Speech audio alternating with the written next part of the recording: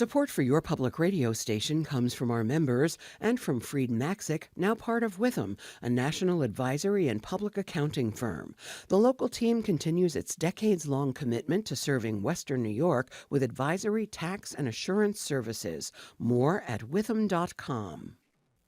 From WXXI News, this is Connections. I'm Evan Dawson.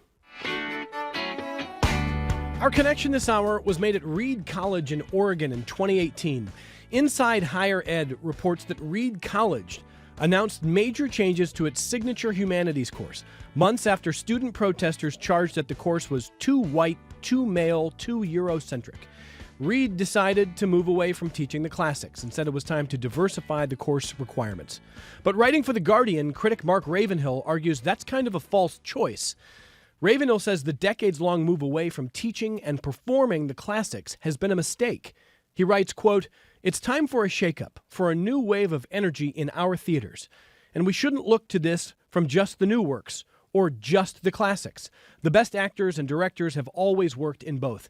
They present different challenges. It's only by having a theater culture that continues to explore and expand our relationship with the past, as well as presenting the best of the present, that we'll have a theater that is fully alive." End quote. 3 years ago, Geva Theatre's longtime artistic director, Mark Cuddy, retired from that position. He had led the theater for nearly 3 decades. He went to Cleveland in an interim capacity. Now he's back in Rochester. And Cuddy recently launched the Classics Company in Rochester, described as a way to reintroduce the greater Rochester region to the world's enduring stories and characters on stage. Up first is a trio of performances, all works of Anton Chekhov. The first show debuted last week, and a video of the audience reaction was interesting. One man said he was dreading going to see Chekhov, but ended up loving it. I bet Mark Cuddy is happy to hear that. Mark, welcome back to the program. Nice to have you. Hey, great to see you. It's been a minute. It has been a minute. I was thinking, Mark, that in my own past, I thought, I know I've seen Chekhov somewhere. I don't remember, but I'm pretty sure I've seen it. And then I realized what I was thinking of, and it was not a work of Chekhov. I'm embarrassed to say, this is probably not a great admission for me to make. I'm embarrassed to say that what I was thinking of was a clip from a 1993 film starring Bill Murray called Groundhog Day, in which he's stuck in a time loop as a meteorologist in Punxsutawney and ends up with an epiphany of the greatness of small towns. Let's listen to the clip. When Chekhov saw the long winter, he saw a winter bleak and dark and bereft of hope. Yet we know that winter is just another step in the cycle of life. But standing here among the people of Punxsutawney and basking in the warmth of their hearths and hearts, I couldn't imagine a better fate than a long and lustrous winter. From Punxsutawney, it's Phil Connors. So long. Nice speech, Phil. Very nice. Thank you. Thanks. How was that for you, too? Hey, man. You touch me. Thanks, Larry. Thank you. That's Bill Murray and Groundhog Day. That's all I knew of Chekhov. I mean, I'm certainly aware of Chekhov, but I'm embarrassed to say, Mark, that's the extent. Did Chekhov see the long winter? Was that correct in that clip? Well, all Russians see a long winter, Yes, indeed. I don't think it's unique to Chekhov. Although he was suffering from tuberculosis and moved south to Yalta during his latter years. He died at 44. He wrote all of his major plays within 6 years. And he was a physician himself. So he handled a lot of the Russian winters. Well, you've got the Seagull, Three Sisters, and the Cherry Orchard. And as I mentioned off the top, this video of the audiences in your initial productions last week was interesting. You had a lot of sort of big fans of Chekhov, and then you've got people going, I got dragged to go see Chekhov, and I was dreading it, and I loved it. So why do you want to do this now, and what do you make of some of those reactions? Yeah, I think most of us who have been to the theater and watched a lot of different productions have seen some bad productions of Chekhov plays. It's often either too drab, too somber, or tried to make too comical. They don't really get the temperament of the Russian writers or the Russian characters. And over in England, where they do Chekhov a lot, I have found those productions to be quite English sized, kind of made very spoken very well and beautifully designed, but there's no real passion there. And in his characters, it's all emotional roller coasters. And doing it in a small theater, I think people understood the play perhaps for the first time and were able to engage with the characters. There's a wide array of interesting characters and stories in all of the Chekhov plays. They're just really good plays with really good characters. I mean, I don't know. I think people get intimidated, but once they see it, like, oh, this is great. This is a real play. Well, and if folks want to see the first is the Seagull, yes? Yes, and that was Chekhov's first major play. A little bit of a theatrical metaphors in it as well. There's a play within a play, and there's a actress and a young writer, and has some of those folks. But it's easy to understand and easy to get involved very quickly in the relationships. These are relational plays. They're full of large families. They take place on country estates, most of them, and all the interactions and inner things that happen among these characters. So the Seagull is running through Saturday, and the performances for the Classics Company is happening at the Muck Theater on Atlantic in the neighborhood of the arts. If you want to check it out, we'll have a link to their website if you want information on tickets and upcoming shows, etc. Because this is a new effort, although, Mark, you're very well known here, and you've pulled together a lot of people who have a lot of experience on the stage here. You're going to do Three Sisters in March. You're going to do the Cherry Orchard in March. You're going to do Three Sisters in May. Yeah. And then what? Is this a long-term vision for you? Yes, this is a personal project. I guess you would call it my retirement project. It's a passion of mine. I had wanted, even before I retired from Geva in 2022, to start doing the work that I hadn't gotten an opportunity to do because of running a theater. You have to make choices institutionally, not personally. And there were a lot of classic plays that I just hadn't gotten around to be able to direct or produce. And so I decided to go deep and immersive with this project, where I would take one playwright every year and do 3 plays by that playwright. Our mission is to preserve and produce the great plays and playwrights of the classical canon. And so next year there will be a new playwright, and we'll dig deep into that person. As I mentioned at the outset, the last decade has seen a kind of cultural upheaval in a lot of different sort of sectors of American life, certainly in academia, in the arts, and it hasn't been uniform. And I think one of my first reactions to that is in any kind of effort to bring a pendulum of justice, so to speak, to equilibrium, there may be a correction, there may be overcorrection, there may not be. Sometimes you get it right on the first crack at it. But the notion of moving intentionally away from the classics was a stated goal from a number of different people, sort of in different places in academia. Again, not uniform. Mm-hmm. I'm curious to know how you saw that playing out over the last decade. Yeah. Look, it's important that more people were invited to sit at the table, right? So we needed to really widen the repertory and have a much more balanced repertory in the theater world. Frankly, the classics, though, have been falling out of favor in the theater world for many decades. When I arrived in 1995, it was fine to program 2, perhaps 3 classics in our season, because our subscription audience was made up primarily of the greatest generation. It was the generation before my generation, the boomer generation. But as the boomers took over the audience, it became much more about topicality. And how does that affect me? And do I understand that? And people weren't going to the theater just to see the great works. They wanted to see something that they related to in some way. And so there was a real sea change, and we couldn't program the classics. They were expensive generally because there was a lot of characters, and they didn't have high single ticket sales. So, they were problematic to program and produce. But I love the quote from Ravenhill, who's a very smart person, that it's not about either or. I mean, gosh, nothing, frankly, almost anything isn't about either or. It's yes and we need a balanced repertoire here in Rochester. Although there are some classics being done, there was certainly no company strictly devoted to the classics, and I thought there was a real niche that I could serve. Do you think there's been an overcorrection in the past decade? No, I don't think, look, one of the great aspects of doing classical work is really relating it to history, in this sense. So many of us are asking the question, how the heck did we get here? Right? Oh my God. Look around us, and I want to know history. I want to know something foundational. Most contemporary theater is about the now, the present.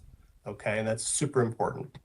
And we want to know what were the thinking 100 years ago? What was the thinking 150 years ago? What were the foundational ideals that formed not only our country, but were global thinking? The late 19th century was a huge sea change in the theatrical dramatic literature, not only with Anton Chekhov, but with Henrik Ibsen and August Strindberg and George Bernard Shaw, etc. They were all writing new kinds of theater. And I think if you ask most contemporary playwrights who are writing plays about now, they will mention Anton Chekhov as one of their foundational writers that they've read and really respect in terms of, frankly, how to write a play with many characters and have emotional life and all of that. Chekhov was hugely influential. So I think it's important for us to not forget those foundational writers. Yeah, and I want to talk a little bit more about this decision on Chekhov specifically, because here is someone, as I betrayed my own lack of culture, I've not seen a Chekhov performance. And, reading about his biography, dying at 44, a physician who was not just primarily a writer, viewed with some suspicion by some of his contemporary writers, or perhaps some envy, but just a very interesting person. And yet, writing at the time, the question becomes, a century plus later, can it feel relevant? And now that I've betrayed my lack of culture, Mark, let me just go further down the road of betraying my own lack of culture. So I've been battling a cold. I think we've all been battling colds lately. You feel holed up in the house. And I watched this new documentary on Chevy Chase. And I got curious about why some of his films are considered by, comedy lovers, modern classics. And then if you look at his filmography, there's a lot there. And there's a lot that I'd never heard of. So last weekend, I picked a film of his I'd never heard of with Goldie Hawn. And I watched this and I'm going like, wow, this just feels dated. It does not feel, not feel connected, relevant, funny. It feels like it's like an anachronism that just doesn't hold up. And so in any genre, comedy, and Chekhov did comedy, you're starting with a comedy, you did drama. In any genre, you can write something that is a very much a period piece that might be interesting at the moment, but it's not going to hold and it's not going to necessarily be relevant. And then you can create something that, no matter what changes, might be known for decades or even centuries. Why, to you, is Chekhov in that latter category? Yeah, well, it's a great question. And the reason other writers were suspicious of Chekhov is that he was not political. He wrote about people. He was a physician. His first writing endeavors were short stories, and he was a super well-known short story writer. And they were all these character sketches, right? He would understand human nature. In fact, the comedy that he talks about being the Seagull is a comedy. It's really a human comedy. It's not a Borscht Belt comedy. So he thought all characters, all people were flawed. All people had folly within them. And it's in a family play. All the great plays, think about this. It has been said, not just by me, but by any means, that all of the great plays of the theater for centuries and centuries and centuries have been family plays about family. I don't know, I don't want to get into why that is, but all of his plays are about families as well. And so you understand these people and you relate to these people, and it, being written in Russian, you'd have to have a very good translation, not an adaptation, but a translation to really get to the heart of his writing, and in particular when we talk about Chekhov. And I was able to engage this fabulous translator by the name of Kristen Nashadi Johnson. And she's on faculty at George Mason University. And she had translated these plays while in MFA and graduate doctorate program at Yale School of Drama. And she was able to engage with us and really explain why she was making certain choices. And I think they're super accessible. They sound contemporary, although it's not dumbed down, or there's no jargon, in the vocabulary. It's just very direct and very unfussy. So the actors really pull it off when you're that close in a small theater, 75 seats, over on Atlantic Avenue. You get it. It's not hard, and it doesn't feel dated at all. I don't think anyone will say it feels dated, although we do it in period costume. I mean, that's important, I think. Producer Megan Mack, find for me who I'm thinking of. I'm thinking of a translation of the Odyssey recently by a woman translator whose work has been both sort of cheered for its reevaluation of some of the language and themes in the Odyssey, and then some on the cultural right have said that it is, sort of drenched in wokeism. But anytime you've got a translation, there are choices. Emily Wilson, I think that's correct. Yeah, I think that's right. And I haven't read Wilson's translation. I'm very keen to read that because I know it sparked some controversy. Mark, you talk about the importance of translation, and Wilson's attempt to translate the Odyssey was viewed as political. And you write that you say that Chekhov's work is not sort of inherently political. It's more about people. But is a translation inherently political? Can it be political? And, No. and are you comfortable with the translation? So there's a real difference between translation and adaptation. For example, one of the big hits on Broadway right now is a production of Oedipus that is adapted and directed by Robert Icke, who's a real progressive, forward-thinking theater artist, and it feels contemporary, and he adapted it, but it's the Oedipus story. That's an adaptation. A translation is done by translators who are not playwrights or theater makers. They are honed in the art of translating the author's voice in the clearest possible manner. So ours is a translation, and it's different because you don't take a point of view. You try to get the point of view of the original writer in a translation. Is there any pressure on professionals like you in the theater world to do more on politics, not to avoid politics, but to grab it head on given the events of the moment?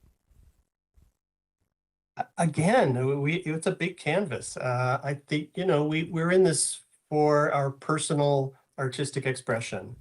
And certainly if when I was at Geva, I had a much larger mission because we had a very vast audience and our community. This is a small project for us here at the Classics Company. And, as a theater artist, I'm a director primarily. And in the theater, unless you're a playwright, you can't work alone. If you're a painter, you can work alone. If you're a sculptor, you can work alone. Even if you're a musician, you can at least practice alone, and you could play alone. As a director, I can't do that alone. So I had to form a company to be able and have other collaborators, and that's important for us thinking of, okay, who's going to join in on my vision of this artistic expression? And frankly, I think in the theater world, there are few opportunities, and you can ask some of our actors here in our company, a few opportunities to do a classic play such as Chekhov in period. It's a real challenge, and it sort of has the fires going, creative fires going within our company. All right, just briefly on the space, because I'm not, I can't run a 51-minute ad for the Classics Company, although... No, not listen, necessary. Listen, listeners, you want to go see these shows, and again, this is... it's just starting out here. All three of the performances of Chekhov are happening at different times, January, March, and May. It's theclassicscompany.org, Mark Cuddy. Is that right? Did I get that right? That is Classics plural, theclassicscompany.org. Thank Okay, you. and we'll link it in our show notes for people who want to check it out. It's a very different space for you, obviously. I mean, Geva is such it's obviously a sui generis in terms of its space, and it's very different than the Muck. The Muck is this nice community space that is home for you now. And how's it going there? It's great. One of the things that I say now is that in my 27 years at Geva, I certainly was part of the Rochester theater ecology, but I worked within the national industry, not the local industry primarily, meaning the artistic company that was developed and I worked with were mostly from out of town, mostly New York and across the country, and the conversations were mostly national. It's been so rewarding to be part of, really in the center, really part of and engaged in the Rochester theater ecology with so many wonderful smaller companies and so many wonderful artists that I've been able to see perform and meet now and engage. So that's been a real joy, and some terrific performances. And I can only urge people who want to see some great acting to come and see one of our plays. It's really sort of opens my mind. I was hopeful, but I've been welcomed by everyone, and was a little afraid of being, here's the Geva guy coming in and trying to do something here. But I approached it humbly, and hopefully that will continue. Here's an email from a listener named Rick who says, I think Mark is a fan of Samuel Beckett. Did he see the new Godot on Broadway? I loved it. I was wondering what he thought of it and what he thought of Beckett back on Broadway. Well, perhaps when I want to close the Classics Company, I'll do a season of Beckett. Again, here, one of the most notorious productions in my tenure was our production of Waiting for Godot back in January of 2000, in which I acted in. But to this writer, I have not gone to New York and seen that production. It's a play that we always try to climb. All the people in the theater want to do that every once in a while to see if they can conquer it. But it has a fabulously intriguing set design. This big sort of oval in the center that they work in, like a drain pipe or something. But I have not seen it. No. But I want to make sure I understand the stance you're taking on this. It's hard. It would end the Classics Company because it's just hard to nail the material, or because audiences are turned off by it? I don't think most people. It's an inside joke. People hated our Waiting for Godot, so it's like, oh sure, Cuddy's going to do Beckett again, and I love Beckett and would love to do a season of Beckett, but it'd probably be for a few years down the road. Okay, that's not immediately following Chekhov, in other words. We have to take our only break of the hour, and we're going to come back. We got a lot to talk about with Mark Cuddy. Again, it's theclassicscompany.org if you want to check it out online. And the first run, the production opened last week of The Seagull by Chekhov, and it runs through Saturday at the Muck. Tickets still available. Let's get a short break. Come right back with Mark Cuddy next. Support for your public radio station comes from our members and from Mary Cariola Center, proud supporter of Connections with Evan Dawson, believing an informed and engaged community is a connected one. marycariola.org. This is Connections. I'm Evan Dawson. Mark Cuddy is my guest. Spent nearly 3 decades at the helm as the artistic director at Geva Theatre, and has launched the Classics Company in Rochester, trying to introduce or reintroduce the classics on stage to the greater Rochester region. And, Mark, I'm from Cleveland. I know you were in Cleveland for about 1.5 years at the Playhouse there.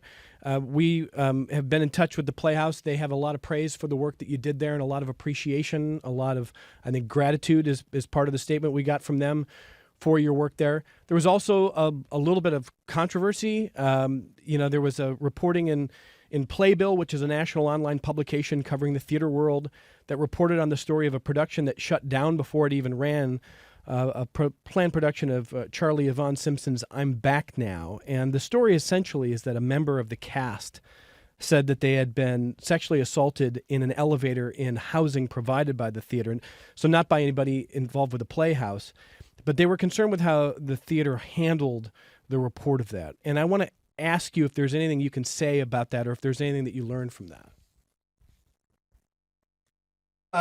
Thank you, Evan. You're from Cleveland, right? I am. Isn't that your hometown? I am. Yeah. Well, so this is a very long and complicated story. That particular horrible event was part of a string of complications, and that the Cleveland Playhouse asked me to come over for 4 months, maybe 5 months, while they were finishing an artistic director search. And they asked me right before I was retiring here. The same search firm that was doing a new artistic director search there had just completed ours with our hiring of Elizabeth. And I said, "Oh, sure, I could go over for 4 months, 5 months. That'd be fine. That'd be kind of fun. I know some of the folks there." And as you said, I wound up being there for 18 months. It was a very dysfunctional place, lots of bad behavior, lots of disharmony. I had never encountered anything like it. One of my hallmarks, I hope, at 27 years at Geva and all the theaters that I've led, that, we work in concert. Certainly we have our ups and downs, but I've hired 4,000 artists in my time, theater artists, and never had an issue with any of them like this. And it was a tinderbox, and I was handed a season. A few months after I arrived, the interim managing director resigned, and the board asked me to take on that position too, while they finished the artistic director search. That artistic director search fell apart. They couldn't hire anybody come that November of 22. So then they said, "Could you do both of these jobs for a period?" And eventually they hired a great managing director in the summer of 23, and then finally a new artistic director in December of 23, year and a half later. And I came home. We never left. I mean, I was driving back and forth. That 4-hour Yeah, I do. I-90 drive well, right? I stayed there through a lot of the painful period for supporting the staff there. I really liked the people I was working with. I was trying to protect them. I took the brunt of lots of anger there that was built up over. Everyone had past relationships too. I mean, the people who were most upset at that particular time were people who had other issues with the Playhouse in the past, and it was a very complex period. So I can't say much more than that, but we made it through, and the board really appreciated my staying and trying to stabilize that place. I appreciate that there's not a lot you can say specifically about the individual allegations of the handling of the incident. I want to ask you if you think the balance of power between directors and casts is in an appropriate place. Wow, that's a really interesting question. There are many kinds of directors, just like there are many kinds of actors. And we work in a very fragile ecosystem when we put together a production, right? It's based on trust. We're trusting that we're all going to work together well. Many folks haven't worked together before. And as a producer, as an artistic director, I try to be very careful about who we're asking to do what, and bringing on people that are both longtime collaborators, known collaborators, and new folks. There, I was given these productions. They were already put together. And I didn't know the history, and I didn't have any kind of relationship with directors and actors for the most part. So it's really a fragile process, and you build that trust over time, and directors need to be respectful, and most of them are of actors, and but actors need guidance and leadership within the room. I also think, I don't know why I say often that casts are led by leading actors, not by directors, right? So once you get into the performance realm, the director isn't even there. And leading actors need to set the tone for discipline and how everyone's going to get along, and showing up for work in a good space. So I think there were many issues over there in Cleveland that thankfully we didn't have at Geva. Okay. Any regrets about how you handled things? No. We did reach out to Cleveland Playhouse. Here's the statement that they gave us. Mark Cuddy served as interim artistic director from July 2022 through December 23, and he simultaneously served as interim managing director. He served in those roles leading CPH after it lost both its artistic and managing directors. Once permanent managing and artistic directors were in place, his contract expired, and he left CPH with its gratitude for his service, end quote. So yeah, I do know the drive well here, but was it your intention always to come back to Rochester? And I mean, was the Classics Company always in mind? Was it something else in mind? Yeah, we never left. I mean, my spouse still is living here, and we still have our homes, and we have a getaway place on Cuca Lake, and so this was just a 4-month or 5-month gig, Since then, I had to move my older brother back here to Rochester and oversee his care and finances and all of that, the way you do with someone elderly, and so that kept me here. And as I was saying, I'm still an artist. I still wanted to do something. So the Classics Company was not in my mind, although I wanted to go out and guest direct and do that kind of thing and do some classics around the country. But since I needed to stay closer to home for these personal reasons, I decided to launch a company here myself. So I want to redirect the conversation now to, I don't know if there's someone who was on this program recently. I don't know if you know him. Do you know Kevin Surace?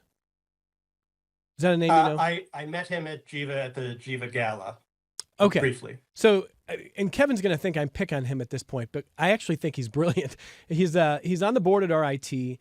He was on a crew. He graduated in 1985. He was on a crew that essentially invented what became Siri. And he's worked in technology and really AI for decades now. I mean, he's really interesting and thoughtful. I think a brilliant guy. I don't use that term lightly. He and I tangled a little bit about how much AI should be used in terms of the creation of new material. And, he has shared with me some of the work that he's doing because he writes musicals. He writes in the theater world. And he's using AI to that effect. And, I don't know if I'm not going to play the song that he sent me. I can't do that yet. Maybe he will eventually. But it's really impressive. I mean, I don't want to like it, I told him, but I do. So, Mark, talk me down from this, because there's this tidal wave that seems to be crashing really quickly in the last few years of artists who have these tools now, and they can say, well, I've been working on this comedy and I got writer's block, but now I can finish it thanks to AI. I've been working on this drama. I got, an act and a half done, but I can't wrap it up, but AI can do it for me. I need a new character. AI can do it. I need a want to song. AI can do it. Are you comfortable with that? Like, where are your lines on this? Yeah, well, I'm just dipping my toes in.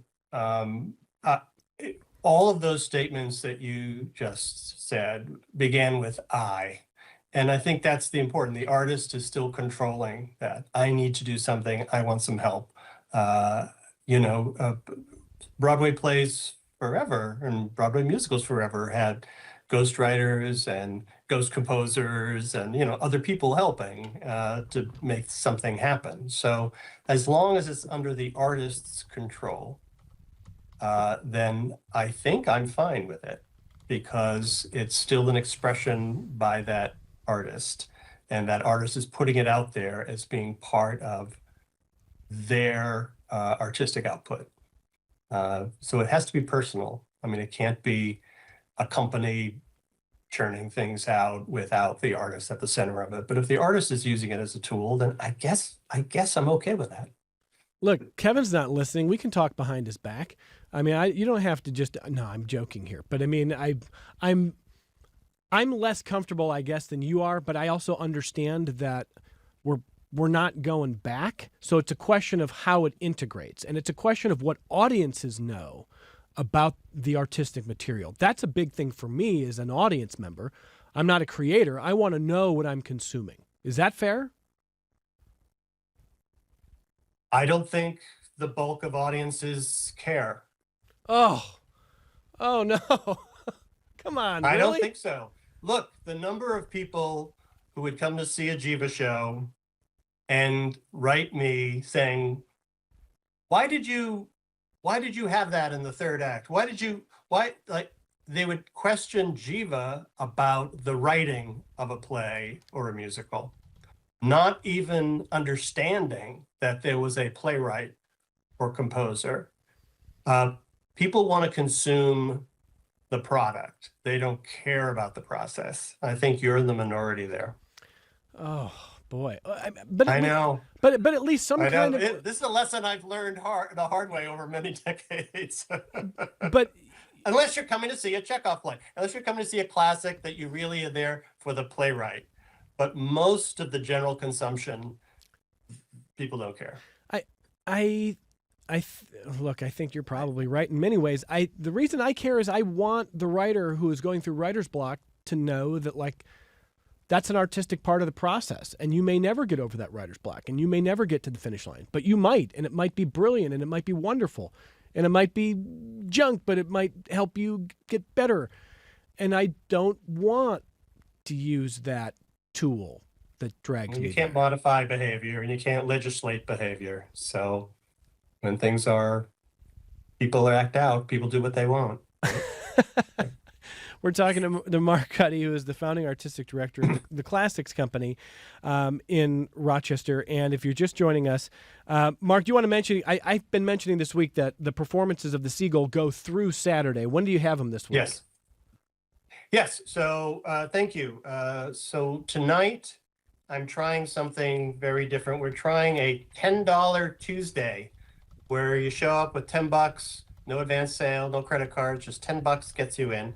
So we have tonight at 7:30, tomorrow's a regular performance at 7:30, Thursday 7:30, Friday 7:30, Saturday 3 p.m. and 8 p.m. And then we're done. Has it been a hard road convincing people to go to Chekhov? No, it's not so far. And we're offering, Evan, you might remember at Geva, I had a program called Prologue, which is a half-hour background talk that took place an hour before curtain time. And so we've partnered with Writers and Books. And outside of tonight, which has no advance sales, so we're not doing the pre-show talk, but Wednesday through Saturday for those performances at Writers and Books, which is a block away on Atlantic Avenue, their rear entrance there, we'll have Prologue happening. It's a free background talk. So if you're interested and you want to get a little background about Chekhov and the play, you can come there at 6:30, and that goes until 7, and then you just walk a block to Muck and go into the theater.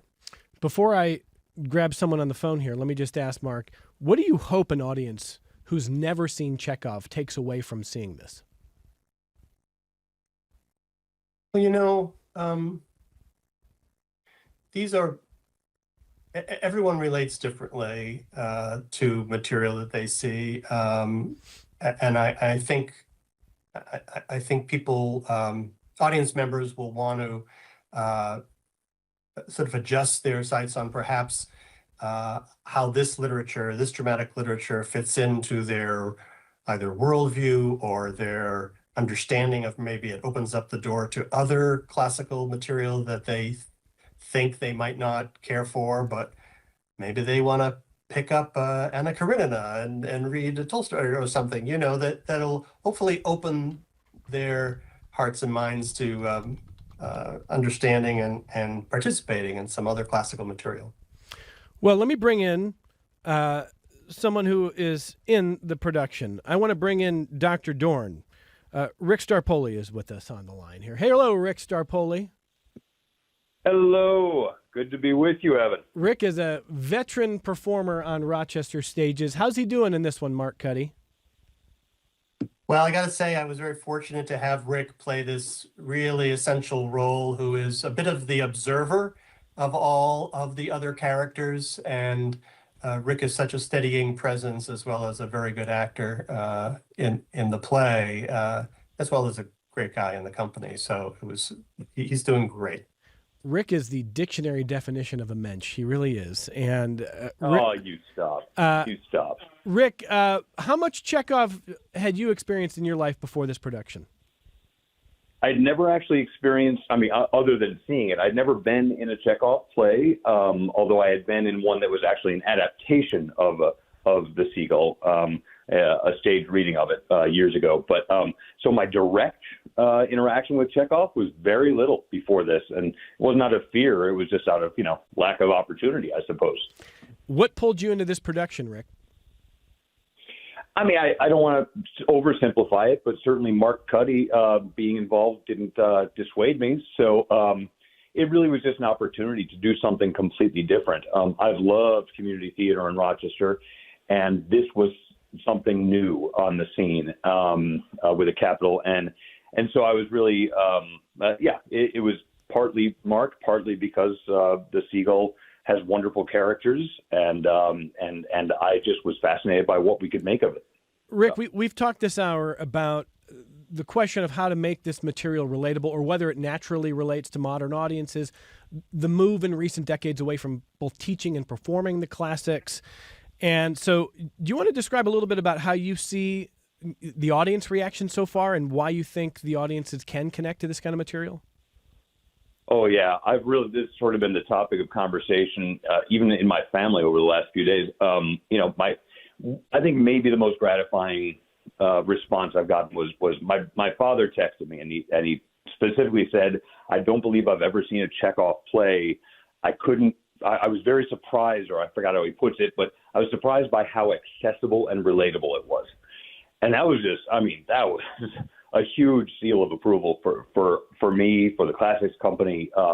He found it to be truly, it was the themes that were relatable, but also it isn't, a lot of people have fear of going to see something like Shakespeare for fear of not understanding the plot, et cetera. Well, first of all, this translation is very, very understandable. There's nothing concerning about it. The plot is right there for you. And then you'll find that the characters look like people you know. I've been hearing it from multiple people. We've talked, let me ask Mark a little bit about this. We've talked obviously a little bit about translation, the difference of translation and adaptation this hour, and why that matters. I remember, Mark, when I was probably a senior in high school, reading Chaucer, and the English teacher was basically saying, if you don't get it, figure it out. It was impenetrable, and I just remember thinking... Sorry. I just remember thinking, I'm 17 years old. I've got nothing to navigate me through this. And as hard as Shakespeare is, without a guide, Chaucer's really, really hard. So how do you balance the line between a translation that honors the source work while also making sure the modern audience can get it? Yeah, well, I think Rick stated it beautifully. These are just people, and you understand the people, and you relate to the people, and it's a family, and you relate to those folks, and there's really nothing foreign about it. It doesn't feel foreign, I guess, it would be a good word, because this is a Russian play, but it doesn't feel like that. You want to add to that, Rick? Yeah, except for the names, and that is, people's names. Yeah, we use their Russian names, right. And those are hard. they're challenging. Each person has not only their three names, and they're called by two of them usually. But then they also have their nicknames, and it really does become fun for us. But that's the only challenge, I think, from an audience perspective, is just, kind of track that, and you're going to love it. The translation itself is just a beauty. I saw the before and after, sort of a translation that we were working from for auditions, and then the translation that eventually was provided by the person Mark worked with. And it's just a beautiful translation. It's wonderful. Rick, when I think about themes of, as Mark has talked about, family with this show, personal relationships that are, timeless is probably overused as a word, but in this case, probably so, probably timeless. In a weird way, there's a comfort there because the world feels so precarious right now. Everything sort of feels existential. The stakes feel really high in a lot of what I is. hadn't noticed. Yeah, yeah, right.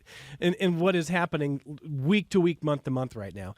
And when you think about the life of Anton Chekhov, as we've been talking about, this prolific career that ended when he died at 44 of tuberculosis, his world was very different. His concerns about the bigger societal issues would obviously have been similar in some ways and very different in other ways. But the things that connect people, the issues that connect families or friendships or love interests, those are sort of timeless. And in a weird way, that is kind of comforting. Am I wrong? Does that comfort you at all? No, it does, and it's actually two kinds of themes throughout the play. One is all of those relational stuff that'll never change, right? It'll never change, and it does feel comforting. I have a nice relationship in the play, two significant relationships in the play that I think are fleshed out beautifully. But then the other part of it is the larger questions that also still exist, like what is the meaning of good art? What do we mean by it? That's a question in the play, right? What does it mean to succeed, and how does that relate to being happy? That's a huge, so there are larger themes like that in addition to really relatable one-on-one interactions with human beings. Yep. Well, Rick, we appreciate the time, and I hope you're having fun with it. You're going to stay with the company. Yeah. You're going to stay with the company for the March and May performances? No, I'm not part of them. I certainly will be in the audience, and that's one of the things I love about it is you get to see kind of a real arc, I think. But yes, I can't wait for the announcement about next season. So, thank you, Rick Staropoli. We appreciate it. We'll see you on stage. Thanks so much, Evan. Bye, Mark. See you later. So that's just one example. So this is your chance, Mark, before we lose the hour, to talk a little bit more about the people that you get to direct here. It's a long list of people with a lot of experience on the Rochester stages. So one of the decisions I made early on was to cast all three plays at the same time and to do it early. So we had auditions last April and May and announced the casting of 33 actors across all three plays in June. And Rick read for many, many roles, not only in The Seagull, but in Three Sisters and The Cherry Orchard. I was new to so many people, and I wanted to hear their voices in all the plays. And we had a very lengthy audition process. And so ultimately, I was able to put these actors in roles where they could succeed. And I was so pleased that we had so many people audition, and I got to look at all of the roles in all three plays as those opportunities for people to go into the right slot. And I think we did that. And before we let you go here, I know you, at least I think you're still the artistic director emeritus of Geva. Is that right? Yes. Yes, indeed. Yes, indeed. So you have such obviously a connection and an affinity for Geva. You were there for nearly 3 decades. And since the pandemic, we know that stages across the country have seen ups and downs when it comes to audiences coming out, subscriptions, et cetera. Are you worried about the state of theater? Are you worried about Geva? How do you see things going right now? I think there are challenges across the country, and there was a lot of sea change coming out of COVID. And pendulum swinging one way, swinging another way, lots of trying to figure out the right way to go and the right programming to do. And even, seasoned professionals such as Elizabeth Williamson and James Haskins, the leaders now at Geva, they've been trying to figure it out, and I'm sure they will. But they're not alone across the country. Some theaters are doing quite well. And, every city is a little different too. So this community, it takes some time to figure it out. It took me a little bit of time. But I'm sure they will. Is there something that communities can do or the arts world can do to create this habit, this muscle that people get used to using, which is going to the theater? Yeah, when we did a renovation of the facility in 2013, we completed it. We tried to make it a real social space, and adding the bar and the kitchen, and and opening things up to groups. So I think it's just a wonderful place to find community. So I would hope that more people would come to not only see a play, but to be with their fellow Rochesterians and have a good time. Mark Cuddy, the founding artistic director of the Classics Company and the artistic director emeritus from Geva Theatre, where he worked for nearly 3 decades, joining us talking about this new venture. And it has already launched. They're on stage tonight through Saturday, theclassicscompany.org for information on the Seagull and the rest of the season as they explore Chekhov. Mark, thanks for making time for us. I hope you enjoyed this run, and I know we'll talk to you again soon. Thanks so much. I really appreciate it. That's Mark Cuddy. And we have a bit of a shift in programming coming up here. We have the State of the State, live with Governor Kathy Hochul, coming up in just a few minutes for you right here.